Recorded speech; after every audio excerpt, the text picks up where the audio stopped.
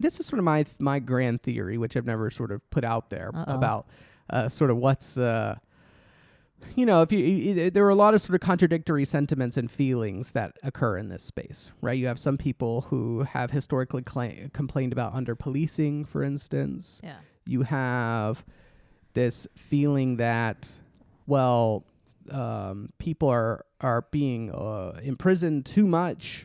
Maybe there shouldn't be prisons at all. But then you also will have stories where you'll have a frat guy rape someone and he'll get 6 months, and people are super pissed, totally outraged. Or like a guy beats his wife to death and gets 5 years or whatever through some fluke. You're like, what the hell? Right. And so the question is, like, how do you tie all these sentiments together? What's going on that sort of explains all of this, that all of which is kind of occurring in the same people, almost like in the same brain? You have these sort of contrary tugs. And the thing that occurs to me is what happens, it seems like, is people's feelings on criminal justice, prison abolition, imprisonment, under policing, that sort of thing, turn primarily on how primarily on the identities of the people involved. Yeah. Right?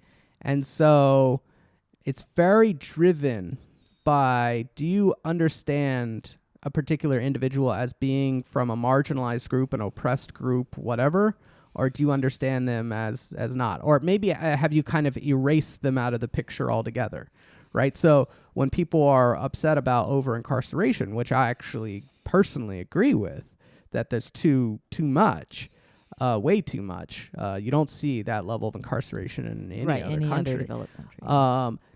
There's a very heavy emphasis on, well, wait a minute, this is mostly people of color, this is mostly poor people, Absolutely. and so on, which is true. We put something out at People's Policy Project, show that class and race are the primary predictors of incarceration. Class a little bit more than race. A lot of unfairness in the system. Right. That puts them there. Yeah. And so that becomes the emphasis. If you kind of get in your mind, person in prison is poor, person of color, then the sympathies start flowing, because those are oppressed groups, marginalized groups. Those are the people for whom we're trying to get justice in society, or at least one of the people. I mean, and so it becomes very easy at that point to be like, oh, we need to help these people and so on. Right.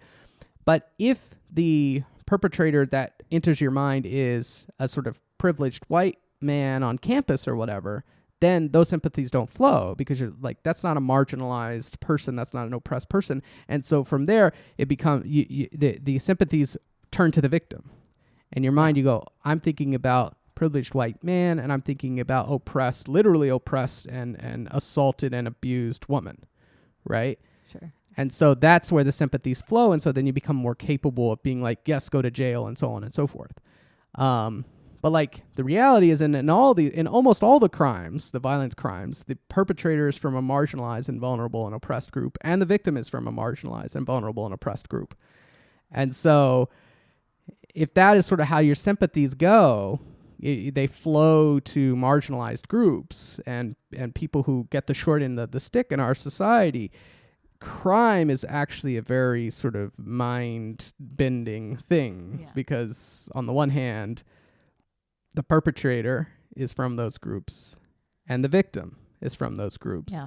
And so where do you go? And Kamala Harris's move is to go, look at the victim. You say you care about women. You say you care about people of color. You say you care about poor people. Those are the people who are getting killed, who are getting raped, who are getting robbed from. And that's, what it is to protect those groups of people. Yeah. And if you can kind of cut the victims out of your narrative, and you don't even think about them maybe, and just focus on the identities of those in prison, then you can very easily tell the opposite story. Yeah. And so, I don't know. I don't really have like a grand point. That just was sort of my sort of armchair anthropology of, how the discourse flows on this. Yeah, I mean, it's very complicated.